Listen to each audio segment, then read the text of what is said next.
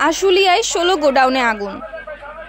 আশুলিয়ায় অন্তত ১৬টি ঝুটের গোডাউনে আগুন লাগার ঘটনা ঘটেছে। এই ঘটনায় ফায়ার সার্ভিসের ৭ ইউনিটের প্রায় ৪ ঘণ্টা চেষ্টায় আগুন নিয়ন্ত্রণে আসে। শনিবার রাত ১০টা ৫০ আশুলিয়ায় ধামসেনা ইউনিয়নের এনায়েতপুর এলাকার সাবেক সংসদ সদস্য মোহাম্মদ সাইফুল ইসলাম ও নবীন মিয়া সহ অন্তত ১৬টি গোডাউনে এই আগুনের ঘটনা ঘটে।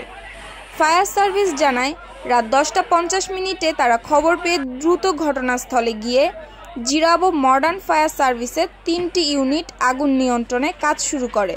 আগুনের তীব্রতা বেশি হওয়ায় পরে ডিইপিজেড ফায়ার সার্ভিসের ২টি ও ধামরাই ফায়ার সার্ভিসের ২টি ইউনিট সহ মোট ৭টি ইউনিট আগুন নিয়ন্ত্রণে যোগ দেয়। ৭ ইউনিটের প্রায় ৪ ঘণ্টা চেষ্টায় আগুন নিয়ন্ত্রণে আসে।